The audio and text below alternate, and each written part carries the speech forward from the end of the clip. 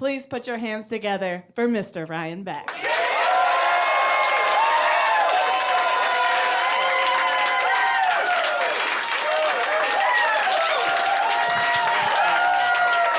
Wow! Look at this. Thank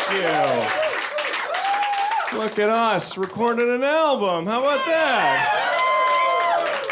Ah, this is awesome, man. This is a very cool place. This is like definitely one of the nicer places to catch the Delta variant. We're gonna get it, right? We're getting it. We might look. We're all gonna get it. That's why for me, it's just like, where am I gonna get it? And this is a cool place to get it. We're doing an album. You're gonna hear someone cough mid-show, and we're like, that's when I got it. You know, you want to have a story. You want to have a story. What a story we have, folks. You know, honestly, I'm just really happy that we're doing this. I'm happy we could do anything. I love being a comedian. I really do. I love being a comedian. I'd worked really hard to become a comedian. I moved here from Missouri, and I started working all these different odd jobs. And at one point, things were so rough that I applied to be a dog walker. And I say applied because I went on an interview, and they did not hire me. Yeah, if you think picking up poop is embarrassing, try not being qualified. It's not a great feeling. It's not a great feeling when a dog does its business. Someone's like, let's let a professional handle this, sir. You just back away. Will you back away? We're gonna let a professional deal with this. Also, I have a dog. Like, I'm qualified. There was a time that I forgot a bag and I had to use a piece of bread that I found, but if anything, that speaks to my resume. So put that under special skills. Yeah, I love being from Missouri. I love being from the Midwest because the Midwest doesn't ever leave you, which isn't always the greatest quality because now I live in Brooklyn and there are times where I'm way out of my element. The other day, I was walking down the street and I saw a knife in the road, and my first thought was like, well, that's not where knives go. I was like, someone's gonna pop a tire on this. I should do something about this. So I picked up the knife and I just started walking with it. I just started walking down the street, just me and my new knife. I'm just saying hello to people. Hey, how you doing? Yeah, great. I got way too far before I realized, like, oh no. Now I'm the problem. Like way too far. I waited at a crosswalk for the light to change. Just me and my new knife, just catching every security camera around. And I was like, I gotta do something about this. What am I gonna do? And so I was like, think quick. And then I just threw it in a bush. So I covered that crime up for me and whoever committed it. Turns out I am the neighborhood hero. Being from the Midwest, moving to New York, you're out of your element a lot. Like, there's just some things that I just have never really wrapped my mind around. Like, you guys know that guy in the subway that plays that Chinese string instrument? Yeah, I never tip that guy because I've never seen that instrument before. So I have no idea if he's good at it. I just don't know. I don't know. It doesn't sound good. It sounds like he's doing it wrong, if I had to guess. I'd be like, there's no way that that's right. My Western ears don't understand this. I think what he needs is just another older Chinese man to just like hang in the background and co-sign for him. Just like, you know, he's really good at that. Well, wow, hey, everybody, there's a talent over here. Wow, amazing. I just don't have a relationship with that thing. I don't know if what he's doing is hard. I don't know if what he's doing is tough. Like, if I saw a guy like fold a fitted sheet next to a tip jar, I'd be like, here's a 20, dude. That was insane. How did you do that? That's a magician. Even if he just wadded it up and put it in his closet, I'm like, that's 5 at least. Like, that's amazing. Just for the effort, he got it out of the bag. That was good.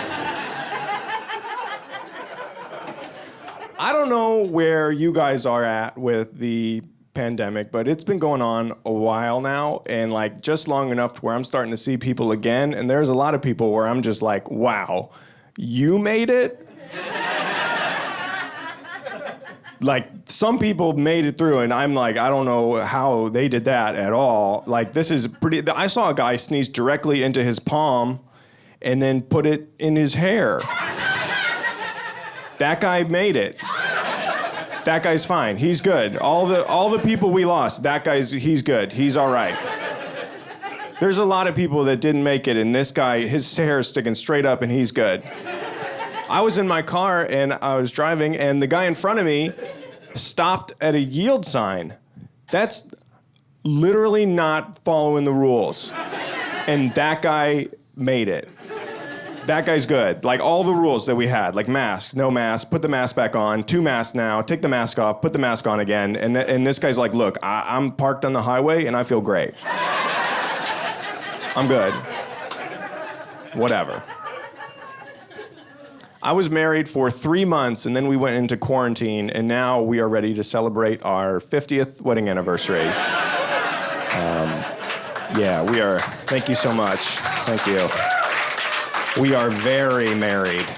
We're very married. Everybody was getting like new hobbies. Oh, that was very annoying. Everyone was like learning to bake bread and learning new languages. My new hobby that I developed over the pandemic was that now every day I wake up and I ask my wife what's wrong until we have a fight. So I don't mean to brag, but it's not a hobby anymore. I'm going pro. I'm joining the professional ranks.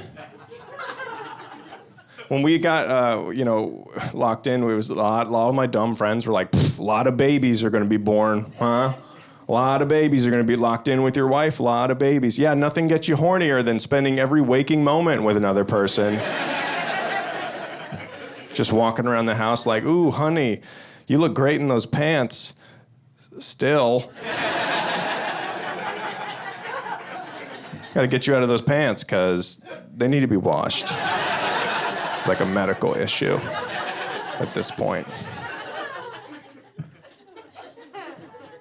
It's probably wrong of me to have a favorite part of the pandemic, but I did. I did have do you remember at the beginning there were no sports? They stopped doing sports, and there was no sports. And I didn't like that there were any sports, but I did like that on the local news, they kept throwing to the sports guy.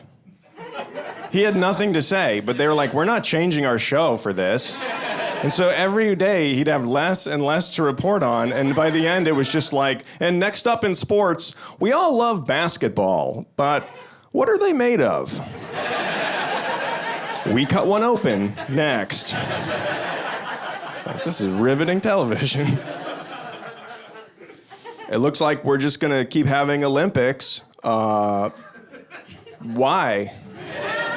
I'm so over the Olympics. Every 4 years, whose guy's the fastest? Shut up. Whose guy's the fastest now? No one cares. No one cares who's the fastest guy. Every 4 years, yeah, but now who's the fastest guy? It doesn't matter. And it's the international equivalent of being like, my dad could beat up your dad. Oh, your guy's the fastest? Well, our guy's the best at trampoline. Good for you, Belarus. What? Just racing places. No one after 5th grade should be in a race.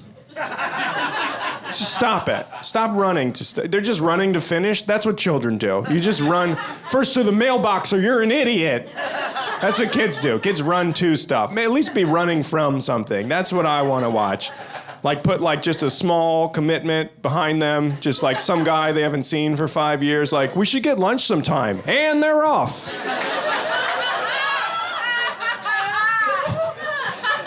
Fastest times in record.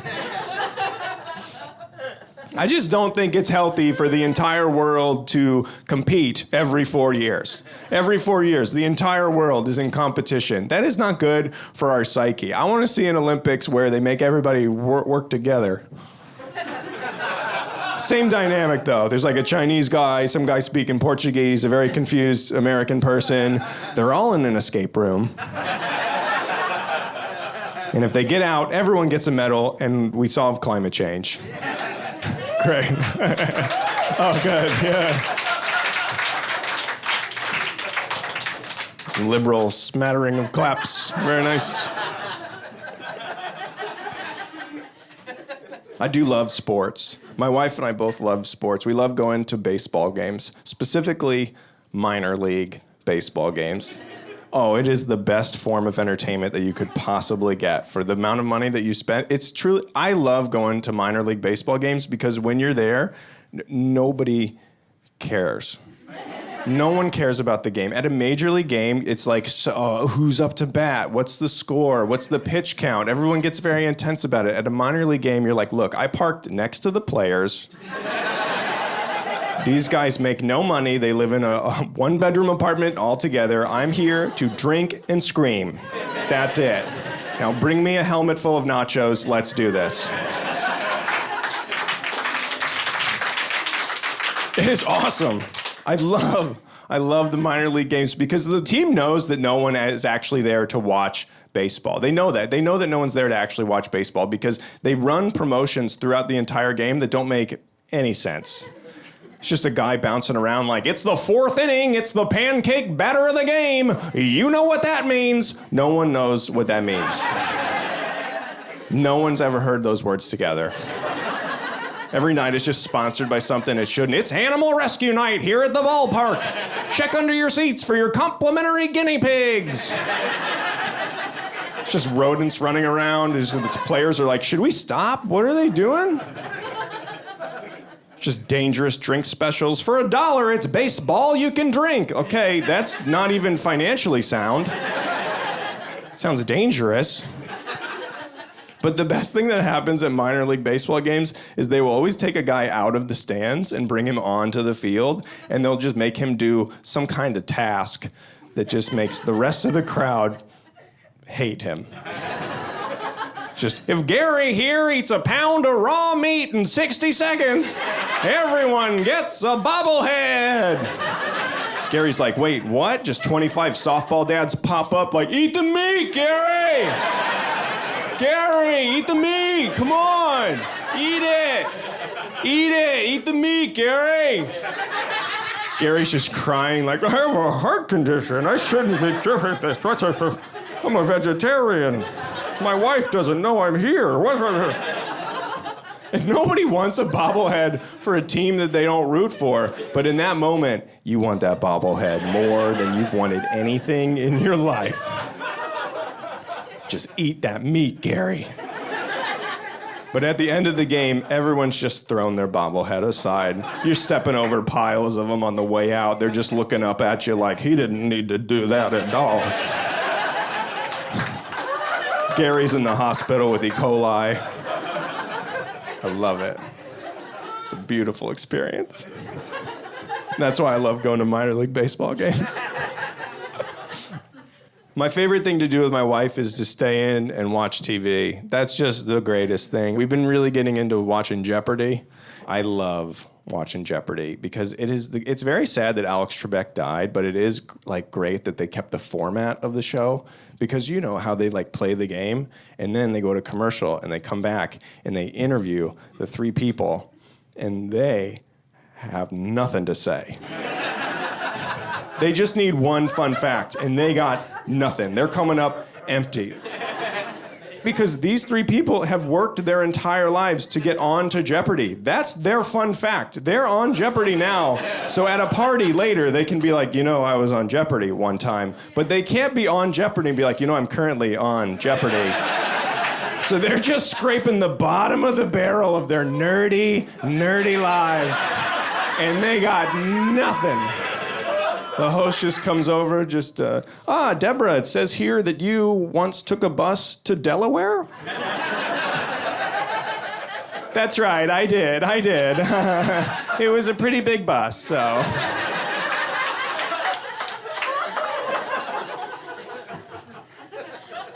And Eric, it says here that you are 2 inches taller than your younger brother? That's right, I really am the bigger brother.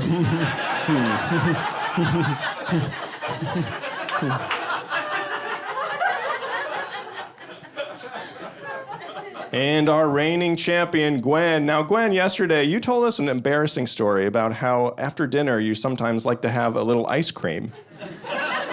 And today you've said that you were once on Jeopardy. Okay, that was yesterday. We told you couldn't use that. What's so sad about Jeopardy, though, is that if you lose even by $1, they bump you all the way back down to $1,000. Even by $1, just all the way back down to $1,000. And that is so sad because it's the hardest game show. And then Wheel of Fortune starts, and they give $1,000 to the first person that can read. That's what Wheel of Fortune is. It's people learning to read in real time. Just read the board. Here's some money. That's it. That's all that it is. And they always talk in that Wheel of Fortune cadence that's just kind of scary. No one really talks like that in real life. They're just rummaging through my neighbor's trash. You're going to Hawaii. Wheel of Fortune, everybody always calls letters like their family's being held hostage. Just, P? I'm sorry, there's no P. And you'll never see your son again. I'm in my 30s now, and I like it. It's cool to get older. It's fun. Like it's interesting. Like I'm really happy, but I can tell that I'm starting to get older because the other day I heard a noise and I described it by using the word racket. It just snuck up on me. I was like, what is that, racket? Ooh.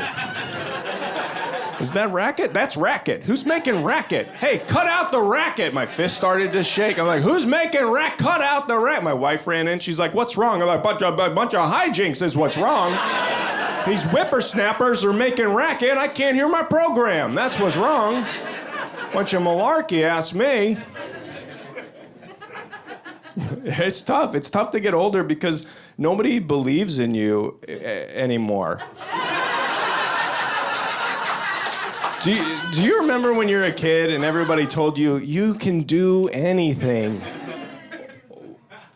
Why'd that stop? That like abruptly stops, right? Like about 18, no one says you can do anything. They just go, you gotta do something. But that's what we tell kids. You can do anything. Why do we tell kids they can do anything? Kids can't do anything. Their entire lives are just restrictions. That's it. You're too small for this. You're too old for that. You must be this tall to ride. Kids are like, you said anything. We're like, yeah, we didn't say now. The last person who told me, an adult, that I could do anything, I was at a diner and I asked the waitress if I could have a waffle and a pancake. And she's like, you can do anything. It's like,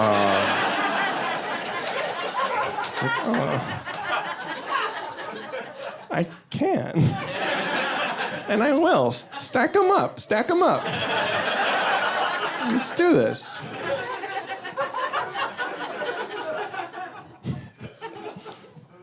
But I'm trying to be more positive. I want to be more positive in my life. And there's this like way of thinking where like, you don't say that you have to do something. You say that you get to do something, right? I think you guys are familiar with, like, you understand. Basically, it's like, oh, you don't say, I have to go to work. You go, I get to go to work. That's what it is. And that's a fine way to think, to like convince yourself into being more positive, unless you have like anything inconvenient to do that day. Like if you gotta like call a guy into your office and you're just like, listen, Doug, I know you've been with the company for 10 years now, but I get to let you go. Doug's like, do you have to do this? I get to do this, actually. We were talking in the conference room. We said, do we get to do this? Yeah, we get to do this. Okay, I guess I get to do this. And so I get to let you go. And now you get to clean out your desk. And security gets to walk you out. So Doug's like, what am I supposed to do? You can do anything.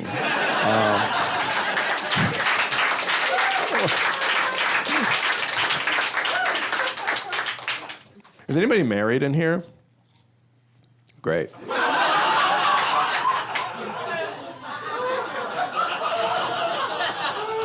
should I just close now or should I stop? There's no worse feeling than talking about your marriage to people who do not care. That's why it's hard to make friends when you're married, because no one wants to actually hear about what's going on with you, because you're in a couple, and couples are weird. Couples are uninteresting. You isolate yourselves, right? Like my dad always refers to my mom as his best friend, and I was thinking about that. I was like, oh, that's really sweet. And then I was like, wait, dude, come on. She's the only person you talk to. Your best friend? That's being like, yeah, that's the best moon. It's the only moon. Like, we all love the moon. The moon's great, but it's the only moon that there is. But I get it, right? Like, you have to refer to your wife as your best friend, because it's way too weird if you don't. Like, I can't be like, this is my wife, Grace. Really good buddy of mine. Solid buddy. Solid buddy. But you got to do that. But it's very hard to make friends as you get older. Like, you want to. But I had friends going into our relationship, and my wife had friends going into our relationship. And sometimes you'll like try to mix those crowds, and that never works. But my wife was like, come on now, my friends are your friends. I'm like, your friends are my friends because they're your friends. Like, if you cut one loose, I'm not going to be sitting at home all sad like, oh, geez, it's been a while since I talked to Megan. Wonder how everything is after med school. Sometimes we'll go out with one of my wife's friends and then just some guy that they're dating.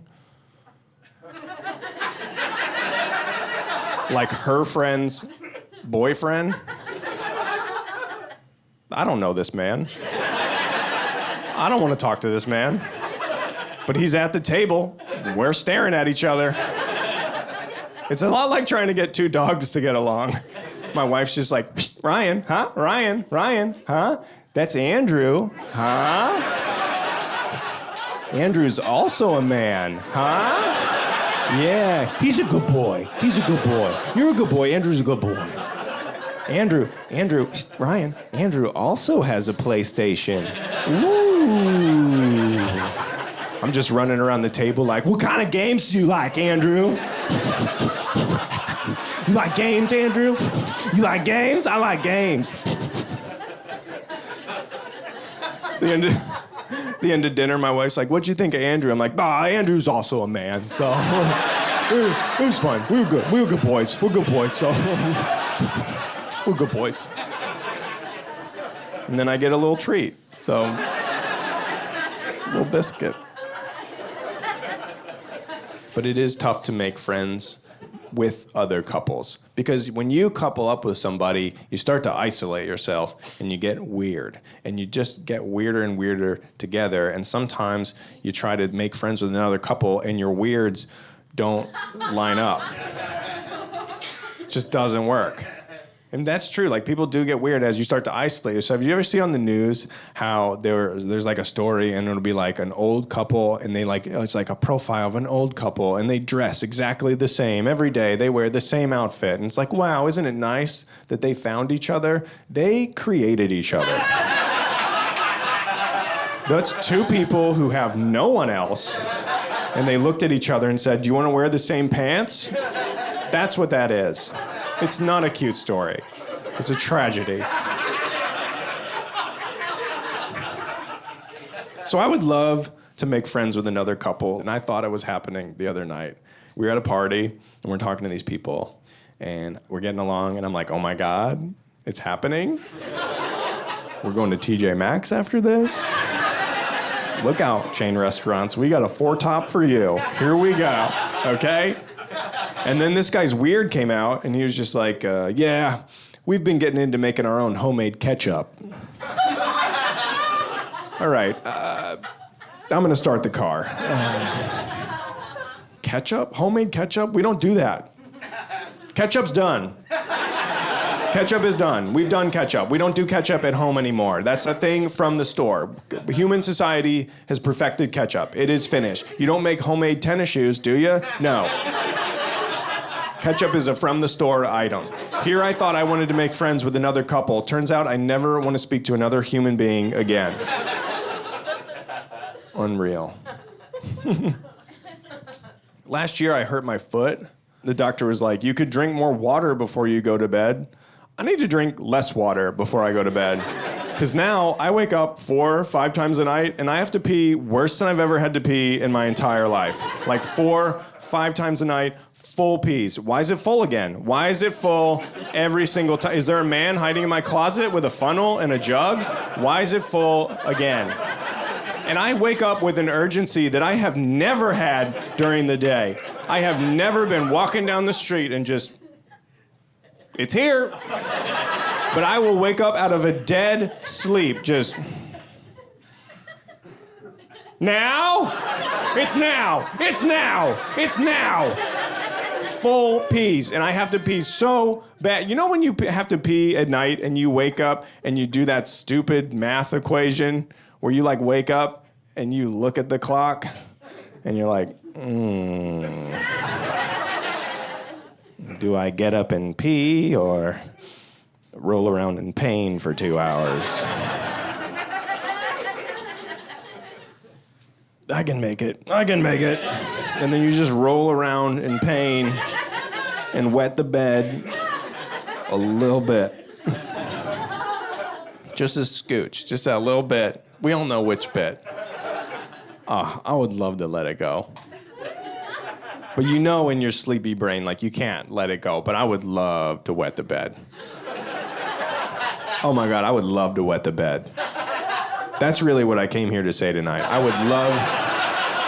would love to wet the bed. What freedom it would be to wet the bed. That sounds like a dream. Just really just let it go. Fall asleep on the dry side. Move my wife over. What a dream. I would love to wet the bed.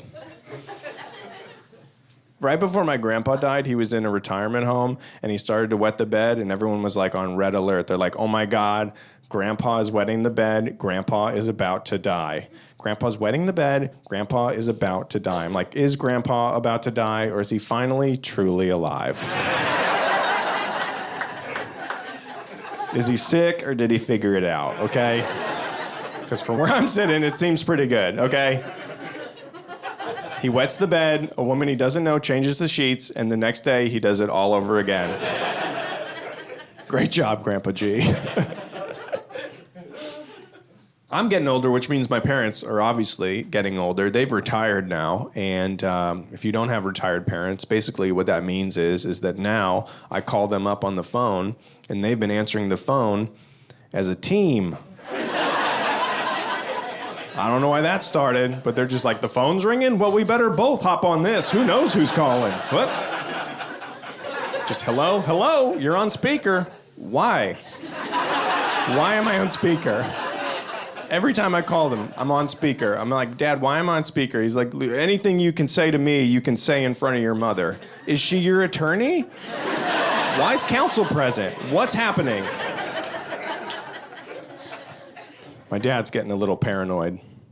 He's always had a gun to protect the house, which is a fine reason. He wants to protect the house from home invaders. But now it's starting to feel like he really is rooting for a home invader. Like, it's never been this bad. But one time in high school, I ordered a pizza, and I didn't tell my dad that I had ordered the pizza. And my dad answered the door with the gun.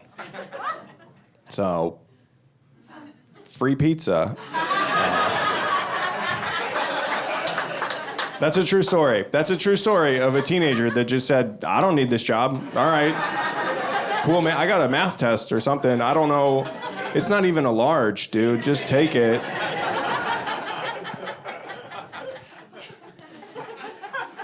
But he does have a gun to protect the house, and it's a little uncomfortable because last time I was visiting him, my wife and I were visiting, and we were going out, and my dad's like, "You're going out this late?" I'm like, "It's 8 p.m." He goes, "You're going out this late. Listen, if you're going to go out this late, just make sure to text before you come back in the house, because you know, I got the gun." Yeah, or just remember what your son looks like. It's great to know that I'm just one missed text away from being shot by my own father. What happened to Ryan? Oh, he was living dangerously. Got home at 9:45 p.m., shot dead by his own dad. You think I'm breaking in? What thief uses the garage code? Nobody breaking in greets the cats. Like, what are we doing here? Like, I thought you were someone else. I have your face. Just don't shoot your own face.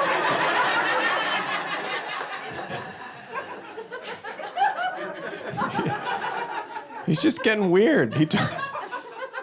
When I was there, he pulled me aside. He goes, I need to ask you something. Listen, I want to be buried in the backyard. Like now or what exactly? But that's what he wants. He wants to be buried in the backyard. His exact words were, I want to be buried in the backyard. That's illegal. Don't tell your mother.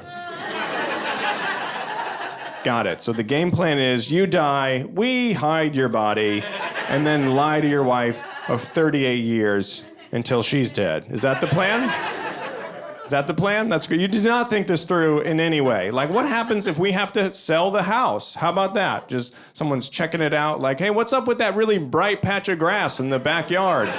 Oh, we don't talk about the bright patch of grass in the backyard. Just a really good 3-foot by 6-foot plot of soil. That's all that is. Don't worry why that tree grows so well. It's just good soil in that rectangle. Also, you can never have a pool.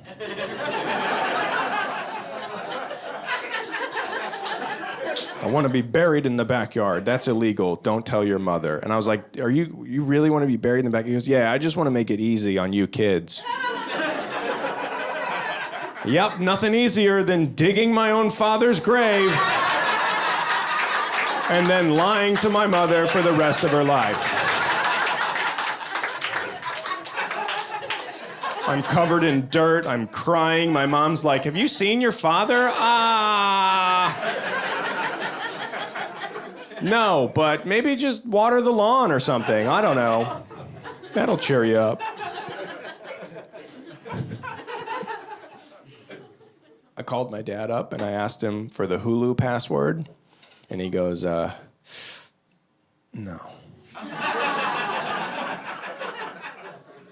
Not over the phone.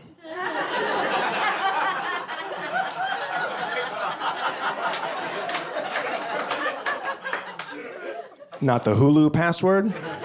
Not the Hulu password. No, you never know who's listening. You think a hacker wants to watch Shrek with commercials that badly that they're hacking your phone conversations? I don't know how much spy equipment costs. I'm pretty sure it's more than $5.99 a month.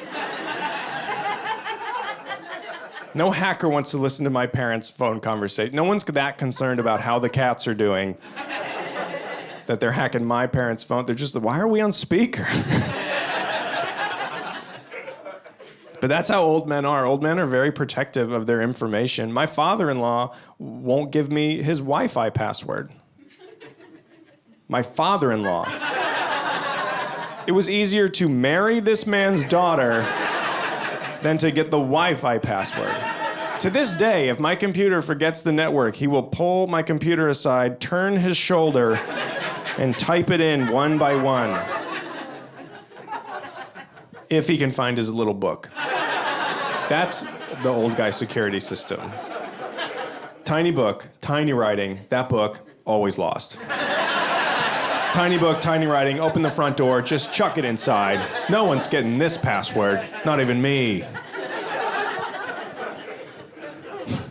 I just don't know why old guys are so protective of their information. I'm not like that. I don't know if it's a generational thing or what it is, but I'm like, I've realized that if you want my social security number, all you gotta do is ask twice. That's it. You know, like when you're at the dentist and you have to fill out the form and they're like, social security number? Every time I get that, I'm like, ugh, I don't want it. And I go to the desk and I go, yeah, I don't want it. They're like, we really need it. I'm like, all right, well. All right. Ryan, why's your identity stolen? Well, they said they really needed it. I don't know. I had such bad insurance in my 20s that my social security number is everywhere in Brooklyn. It is just everywhere. Like, I went to so many dentists in my 20s. At one point, I didn't even go to the dentist. I walked in, and then immediately I walked out because I got there, and the dentist was wearing jeans. It's like, look, dude, I know my insurance is bad. Could you at least pretend to be a real doctor? Like, jeans at the dentist? Like, what? I'm here for medical treatment, not advice on a used motorcycle. What are we doing here? It wasn't slacks, it wasn't khakis, it wasn't even cargo shorts where I could be like, oh, maybe that's where he keeps his little tools, is in the pocket.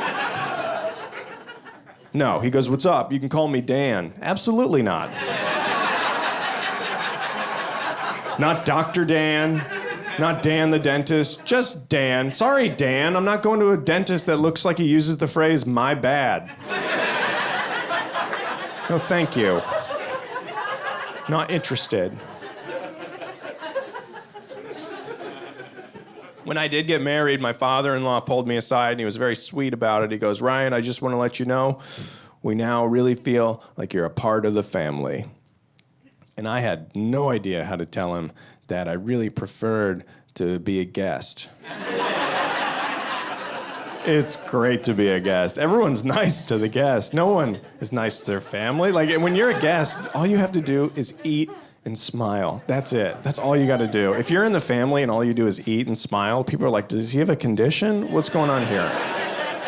As a guest, you don't have to help out. As a family, you got to help out. You got to remember people's names. You got to know what to do with your towel. As a guest, I just threw it in the yard. I was like, I don't know. That's a family problem right there. Weird family, got a lot of towels in the yard. Very real, weird stuff. My father-in-law asked me to carve the turkey at Thanksgiving. I don't know how to carve a turkey. I'm not qualified to carve a turkey. Don't ask me to carve your turkey. This is your house, your turkey. I'm just here. If I'm going to carve the turkey, everyone here is calling me daddy. That's what we're doing here. I'm not qualified to carve your turkey, okay? Like, the only reason I'm even at this dinner is because 5 years ago, I wanted to sleep with your daughter. I am not qualified to carve your turkey, but now, look at me. I got a big knife in a YouTube video, just, what are we doing here? Who wants dark meat? It's all dark now. I messed this thing up. It's just real squishing turkey meat left and right. And what's the Wi-Fi password?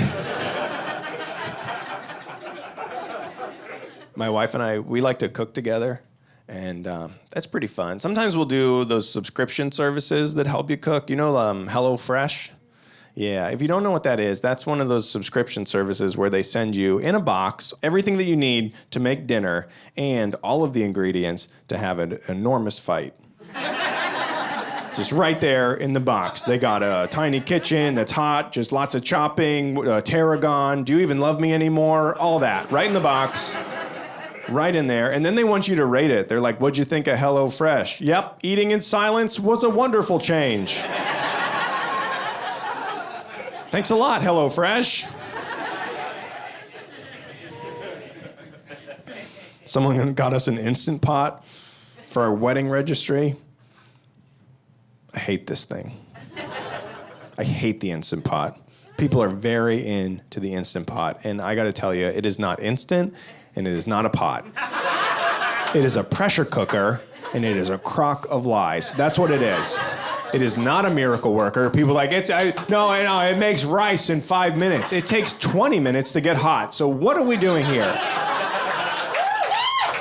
No, Ryan, it replaces your yogurt maker. I'm sorry, what did you just say to me? It replaces my what? Also, what a way to find out yogurt just doesn't happen naturally in the earth. I thought it was like a cranberry bog, like you got the cranberry, you got the yogurt spring. That's how we do it. Put it in the cup. Put it in the cup. No, the Instant Pot's awesome, dude. It's awesome. Dude, cooks 15 eggs in 6 minutes. Yeah, they don't even sell them in that quantity. So what do we... I hate it. Every time we use it, we got to release the pressure, and it just sprays hot water and mist all over my house. My kitchen is the size of this stage. It's just spraying mist everywhere. It's like walking through a jungle. My dog's hair's puffed up. But oh joy, there's yogurt.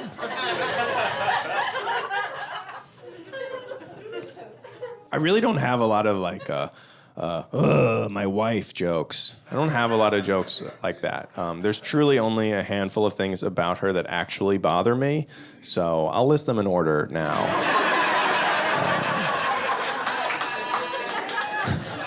One thing that drives me crazy is whenever we go out to eat, she always makes me order first because she thinks that's going to give her enough time to decide what she wants. Every time we go out, the waiter will come over and they're like, do you need more time? I'm like, absolutely, we need more time. She doesn't even know what restaurant we're in. And she's holding the menu upside down. So you might want to circle back to this situation. She's like, no, it's fine. You just go ahead and then I'll know what I want. I'm like, how slow do you think that I speak?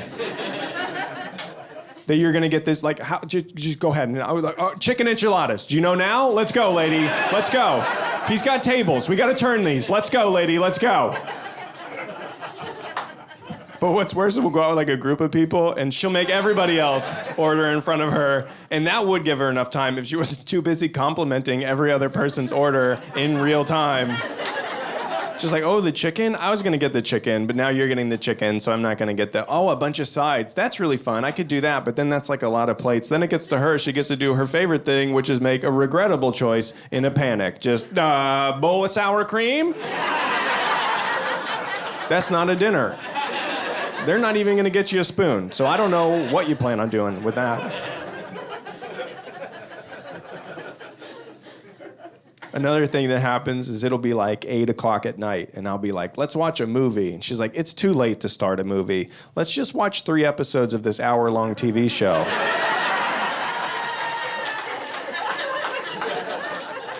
What math have you done here?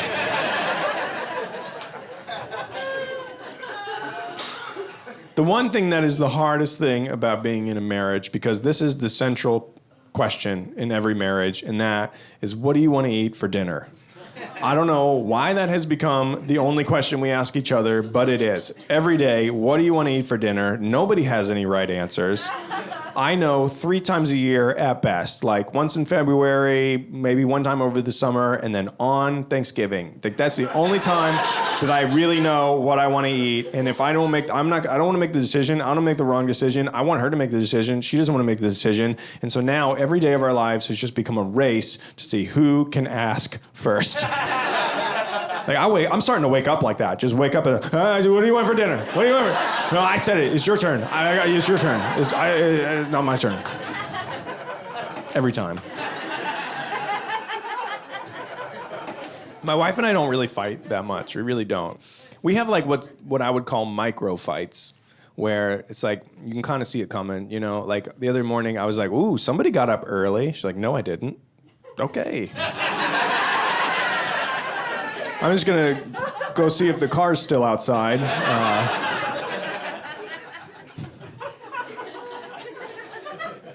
We have so much fun together. I love my wife so much. She's my best friend.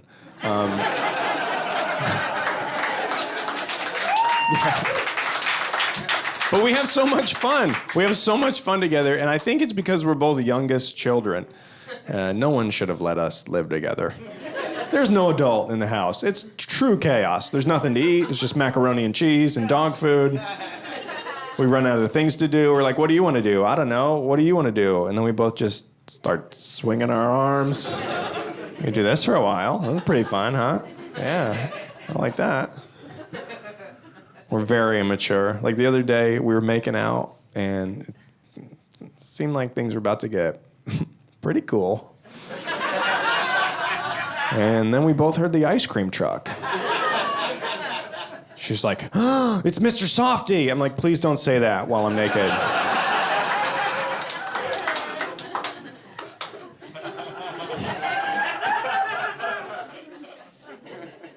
My wife and I are actually expecting our first child. Thank you.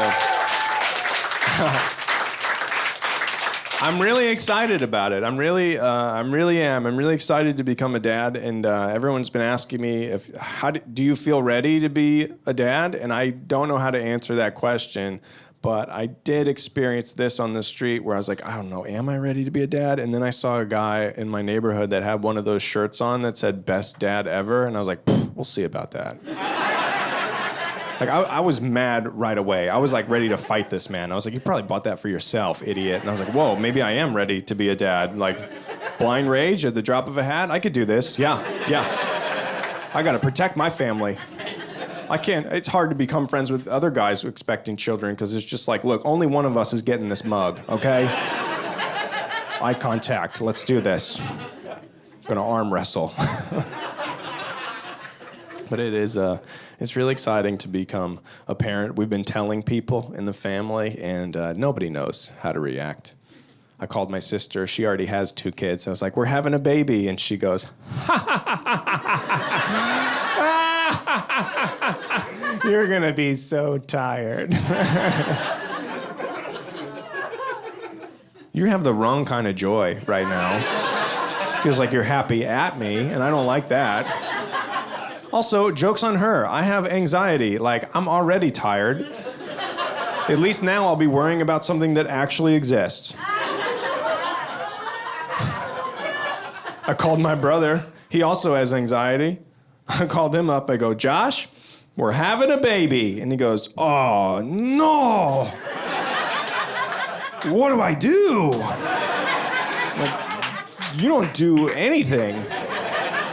You're the uncle. You don't have to do anything. Do I book a flight for the day that it's born? You don't do that. I don't know what you do, but that's not what you do. Like, that's not what I need. It's just another man in his 30s with no childcare experience just pacing around my kitchen like, oh, no, what do I do? The last time my brother came to visit me, he broke my front door and accidentally spilled NyQuil on my dog. So, no, I don't need you to come visit. In fact, if you are on a plane, it better not land in New York. Like, do not come here.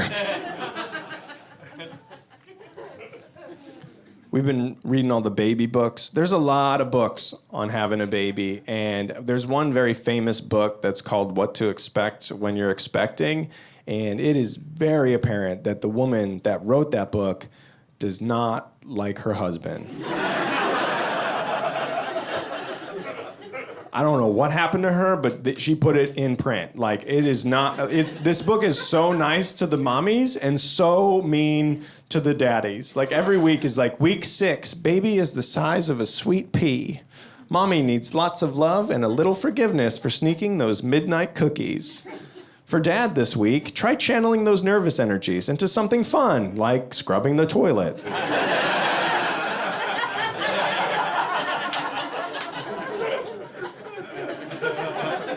Week 12, baby is the size of an avocado. Dad, you probably don't know what those look like, because all you eat is garbage.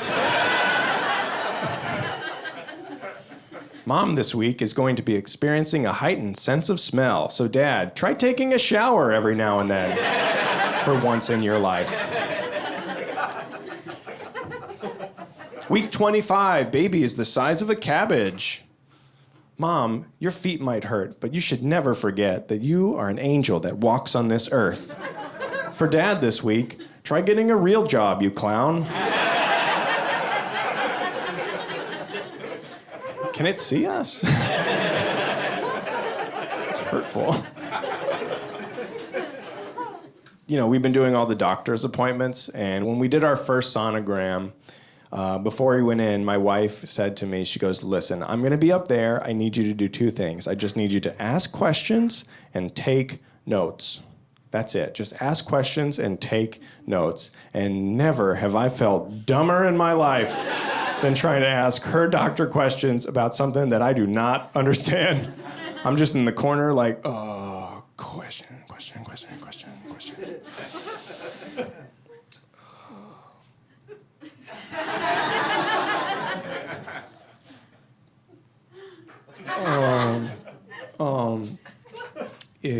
Is the baby, is the baby small? Baby is small. This is a real question that I asked our doctor. I said, how does the baby know not to get tangled up in the cord? Our doctor looked at me, looked at my wife, and sighed. She was like, it's a miracle. And between us, I'm pretty sure she wasn't talking about the baby. Like, it really felt like, it's a miracle that anyone would have a baby with you. Like, it hurt. That hurt the doctors are not supposed to do any harm, and this was harmful. This hurt my feelings, big time. Also, everything is so expensive. I don't understand why, but sonograms before insurance are like $400. Why? You already have the machine. Just turn it on. Where's 400 coming into play here? Just turn it on. That's all you got to do. Just turn it on, leave the room. I'll figure it out, okay? Let's see if 18 seasons of watching Grey's Anatomy has taught me anything. Where's 400 coming into this equation? Like, what are you putting on my wife? Is it truffle oil? What's on the belly right now? Is that printer toner? Where's 400 coming into play?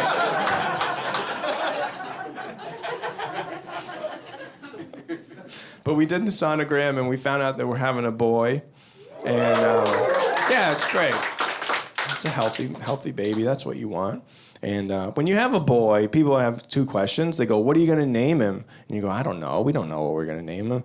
But then they go, are you going to, huh? Are you going to, Are you going to, am I going to circumcise him? Yeah, you're going to do that? Well, that's great that we're talking about this in public. And I don't know what to do. I don't know if we're going to circumcise him. Like, there's two schools of thought, right? You do it, you don't do it. You do it because it can keep him from infection, and it's about cleanliness, and you don't do it because it's unnecessary surgery. Why would you put your child through that? And so I was like, I don't know what to do. So I just called my mom, and I go, Mom, do we circumcise the boy? And she goes, well, we did.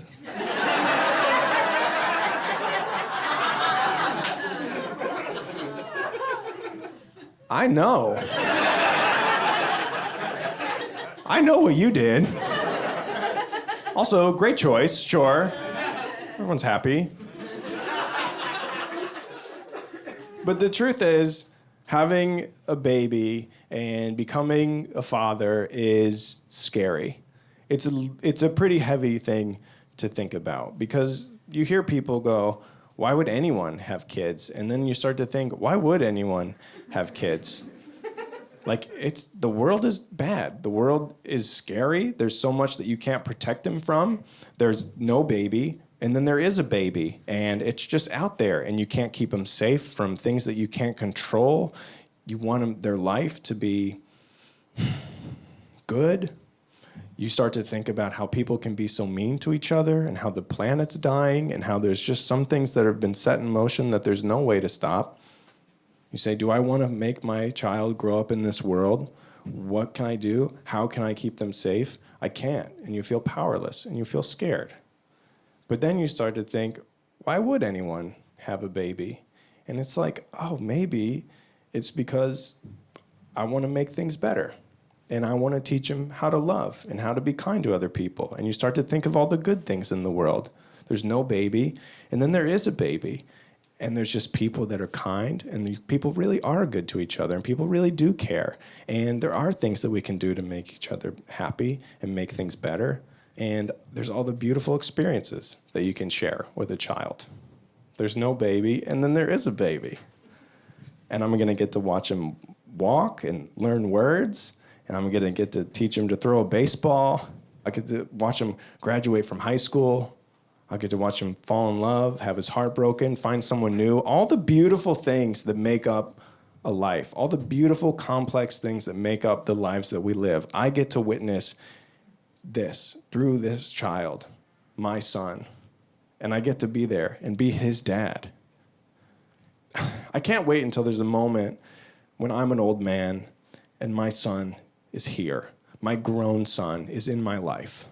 And I can just proudly look him in the eyes and just say, I want to be buried in the backyard.